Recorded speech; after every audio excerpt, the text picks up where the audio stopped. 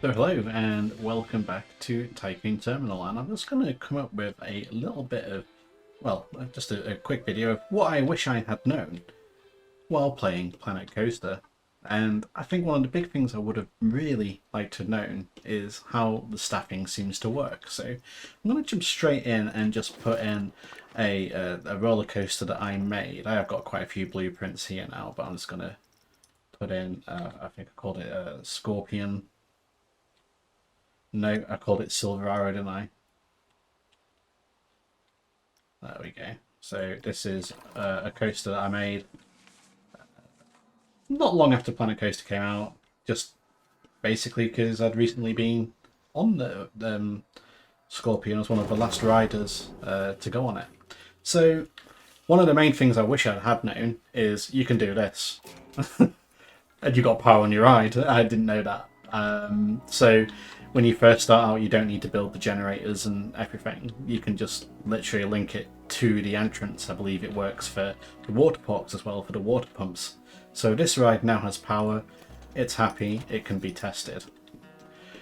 So we'll build a pathway to that. So that's one of the main things. Like, I have completed all the scenarios and all the achievements now. So I feel like I've got a good knowledge of the game. I know when I first started playing it, I was a little bit not too enthusiastic with the game when it was first released. I felt it felt very unfinished. I don't think that's the case now. I think it is very much nearly a completed product. So there we go, that's Scorpion. As you see at Busch Gardens, there was also one at Lone Castle, and I believe before it was there, it was at Dreamland in Margate, and before that it was at Camelot, which is where I remember it as a kid. It was there for many years before the building. I think they had a fire, then they just kind of got rid of the coaster. It was called the Tower of Terror when it was at Camelot. So, right, let's get into the staffing anyway. So, one of the main things, we'll add a few shops in, and let's get a standard shop like that. We'll get one, a shop of each type, essentially.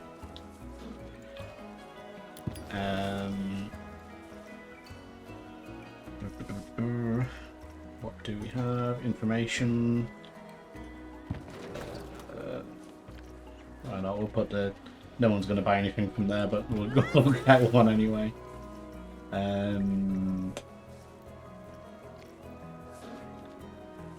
some toilets in there. Just all the essentials that you're going to need for theme park, essentially, or starting off theme park, and just a memento.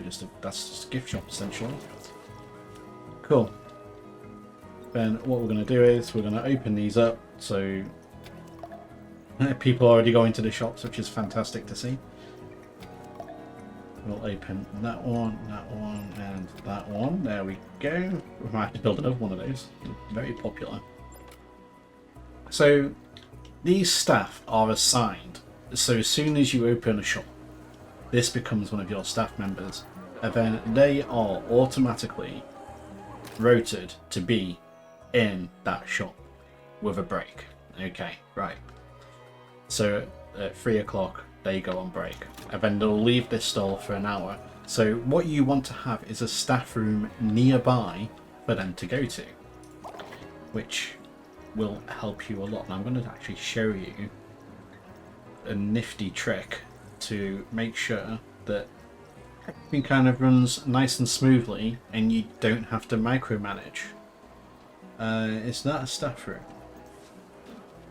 It is. We'll pop that there. Normally I hide them away from the guests, but this is just an example. Okay, litter. It'll happen very quickly when you have shops. So what you are best doing to make sure that people don't just drop their litter on the floor is, of course, place in bins. You can use like any kind of bin that you want to. You can use generic ones, but make sure you don't forget to put them in, because the park will get very messy very quickly if you don't have those in place. Benches also help with the guests to ensure that they get rest, essentially. So they're going to jump in the seats if they feel tired. So always keep your benches there. I believe there is an option called sunburn. Now the sun cream is sold from the guest services shop, I believe. Let's have a look and see. I'm pretty sure it is. Yeah, there we go. But I've not really seen how that kind of affects the gameplay. There is a heat map here, which again, another thing that you'll find very useful is to use this, particularly if you're playing the campaign. It'll help you out and find out where you're getting your problems. I forgot to open a coaster, so we'll get that open. So yeah, the heat maps are really good. I don't think there's going to be... Actually, it might be worth just having a look and see. So here we've got the scenery score. Then if we go into here, it needs cleaning. So blue is good. That means everything's fine.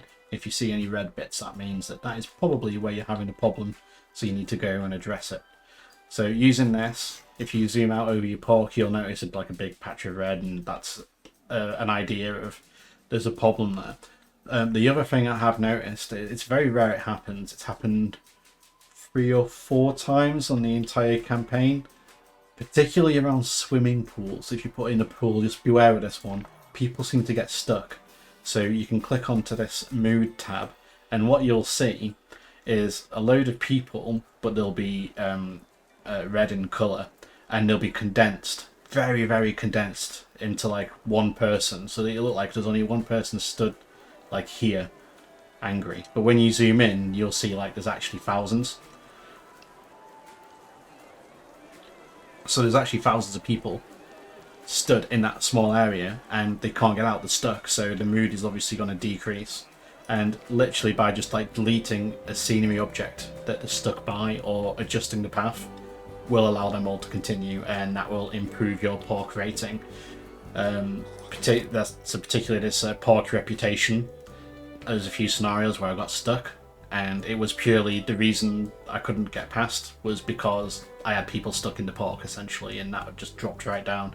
As soon as I cleared it out, got the scenario completed.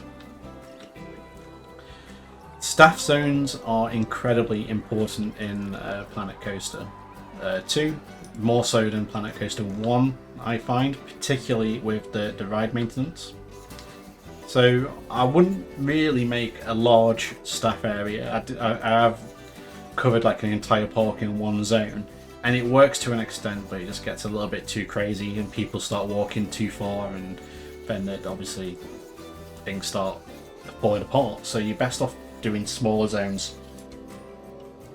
I tend to keep it to like a land, so if I've done like a themed land, I'll make that the zone and then move on to the next zone. And that's also good because you kind of like, you can colour your staff to kind of each zone as well, to kind of match with the theming and vibe that you got going on in that particular area. So yeah, staff zones, use them, they make life a lot easier. So we're going to go on to like one of the things that I really hated when I first started playing was this notification tab just going nuts saying the service certificate has expired on your roller coaster. So that is relating to this service due in 34 minutes and this here, so it says status serviced. Now, as in real life, if you don't service a roller coaster, it won't open because you need to have them serviced. So what you will find is when your service expires, your refurbishment costs will start to increase, so then it becomes a very expensive problem to get it refurbished back to get it into good condition. So you really want to try and keep this this roller coaster serviced. Now there is a way to automate this so you don't have to keep an eye on it, because at first I didn't realise how this worked and I was just getting problems and guests are stuck somewhere. They can't find the entrance. Where are you stuck? They're not. But so what you do find as well, you'll get this notification saying they're stuck, and then if you click this button, it'll take you to where they're stuck. But as you can see, they've left already. It just sometimes glitches out. Right, anywho, you're on about this servicing. Yes, so the way I kind of do it, I'll pause the game.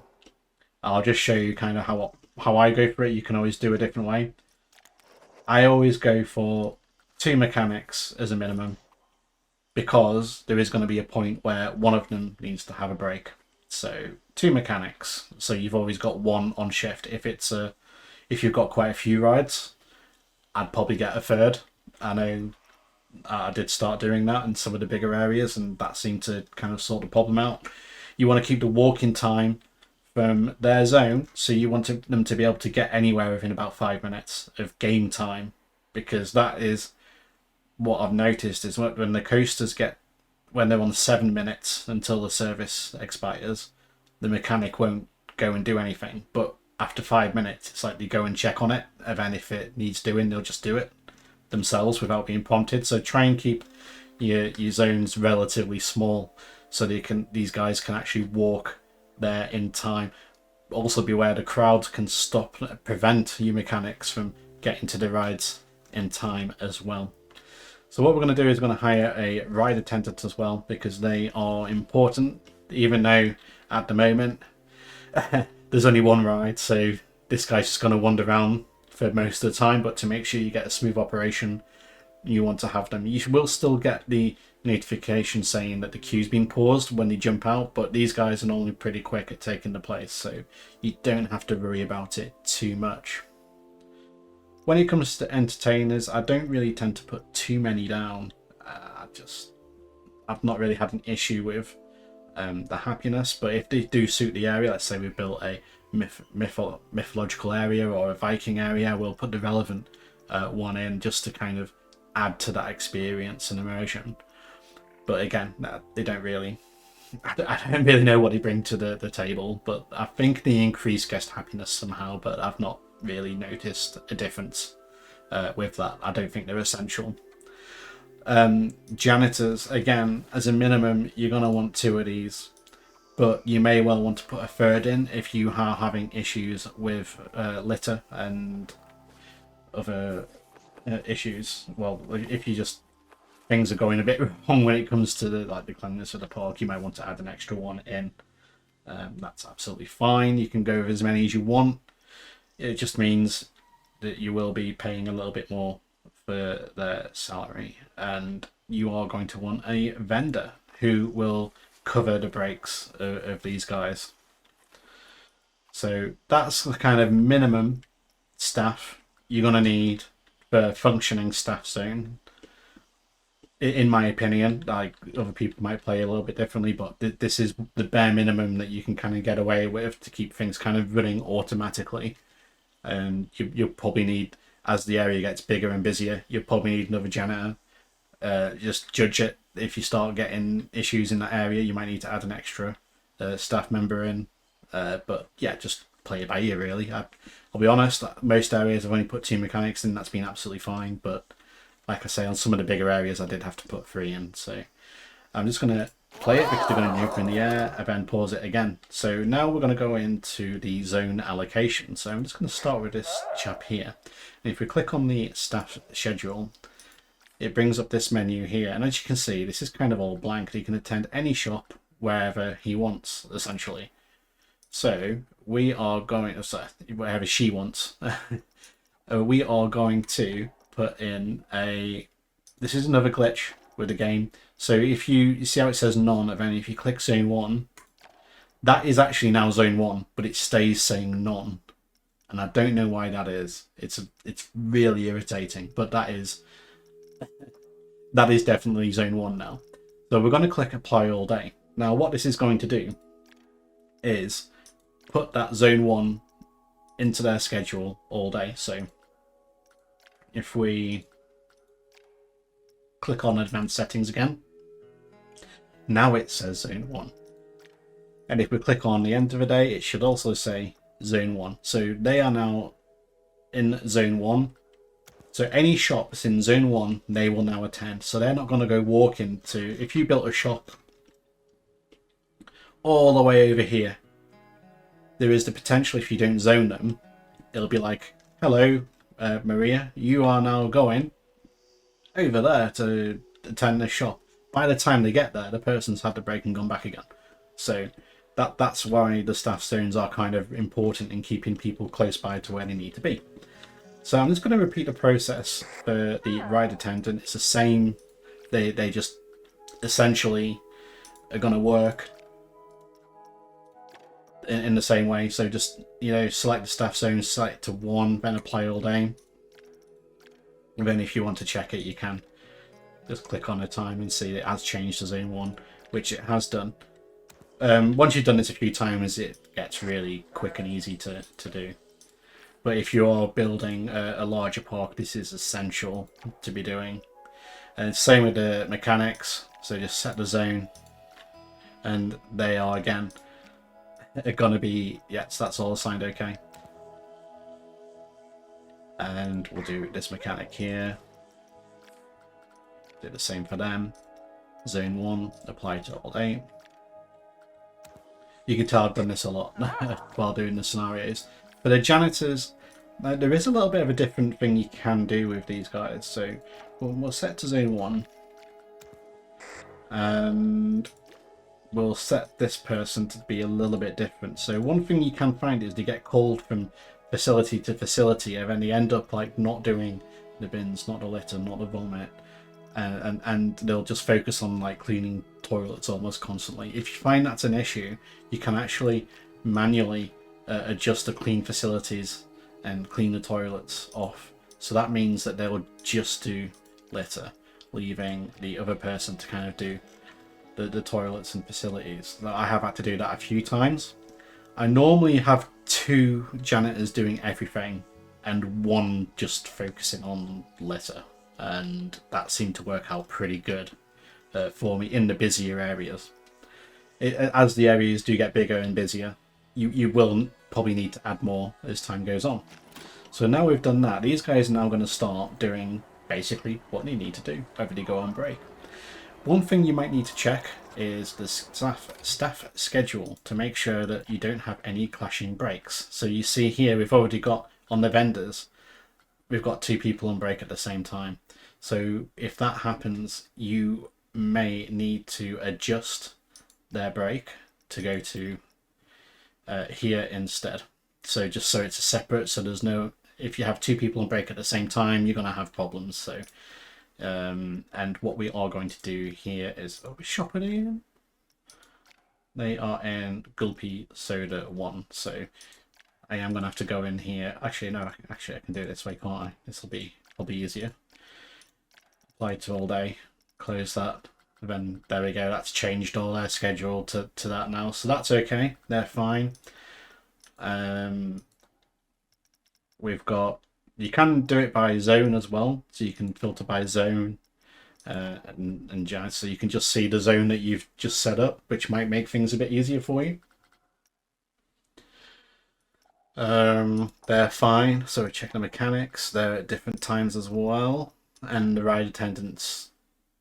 Hang on, why have I only got 1? I should have 2.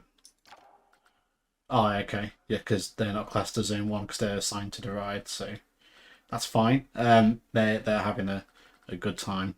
I thought I'd zone that. I might have to go and check my zoning to make sure that's in, but yeah, as long as they're different, that'll be fine.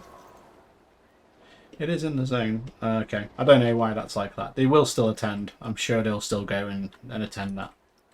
I've not had a problem where the ride attendant hasn't attended. I might make that zone a little bit bigger actually, just to doubly make sure that's that they are in. So staff zones, important. Use them. It'll make life a lot easier for yourself. Right, is there anything else I wish I'd known? I think that's really the biggies for me. One thing that you will need to do is we have the whole power situation. So when it comes to the power, and my parks are usually quite profitable, so I normally just go for the largest solar panels and whatnot. But you've got to bear in mind that if you have a load of generators, that's a lot more items for your engineers to go and repair. rather than just having the one. So that's why I tend to go for the larger one, because basically that's one solar panel, one service visit. So that's a lot less time your engineer has to go around. Whereas, how much do you get with one of these power-wise? 300. Okay, so you get 300 power out of that. And I believe this one is... I feel like it's 50. I think. Is he not going to let me... come on.